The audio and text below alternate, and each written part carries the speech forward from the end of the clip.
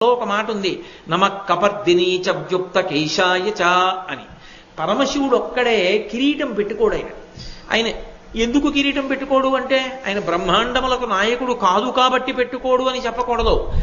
ఆయన కిరీటం పెట్టుకోవడానికి వీలైన రీతిలో ఆయన జటాజూటం ఉండదు. అంత పెద్ద జటాజూటంతో ఉంటాడు. వ్యోమవత్యాప్త దేహాయ దక్షిణామూర్తయే నమః.